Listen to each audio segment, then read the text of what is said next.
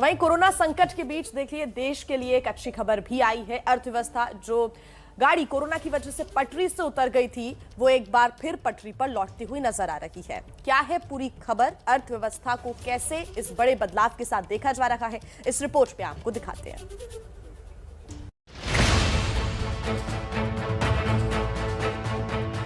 अर्थव्यवस्था के लौटे अच्छे दिन।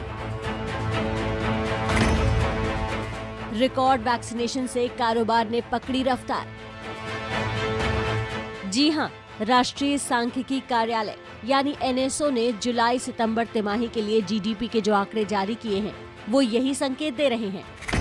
2021 के दूसरे तिमाही में जीडीपी 8.4% दर्ज की गई है।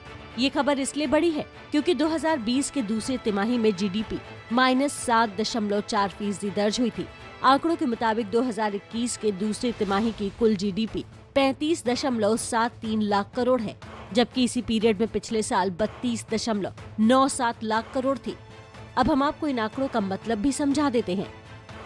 सबसे पहले तो ये साफ हो जाता है कि जुलाई से सितंबर के दौरान अर्थव्यवस्था पटरी पर आ गई है, जो निवेश और खपत में हुए इजाफे की वजह से हुआ है।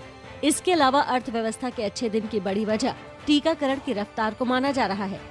कोरोना संकट के बाद वैक्सीनेशन प्रोग्राम कैसे अर्थव्यवस्था के लिए संजीवनी बनी, इसको भी समझिए।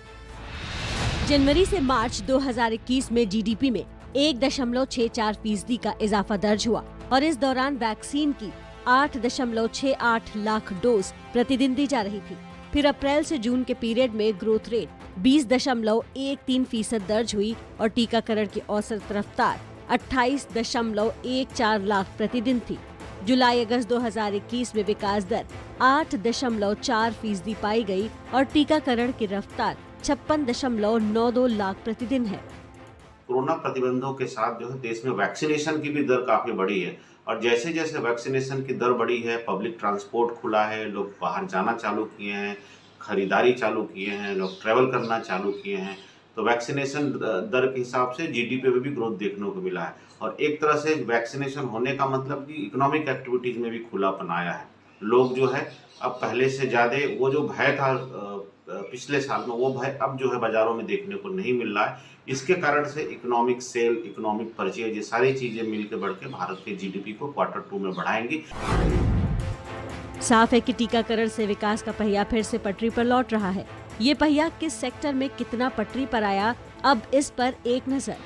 कृषि में 4.5% का इजाफा, सर्विस सेक्टर में 17.4% की ग्रोथ दर्ज हुई, रियल एस्टेट में 7.8%, निर्माण के क्षेत्र में 7.5%, पर्यटन में 8.2% और खनन में 15.4%।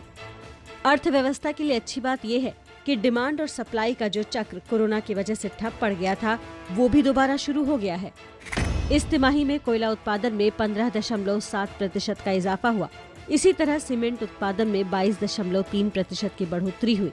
व्यापारिक वाहनों की बिक्री 24.5% बढ़ी। हवाई यात्रियों में 108.7% बढ़ोतरी और एयरपोर्ट पर कार्गो हैंडलिंग में 24.8% की तेजी आई।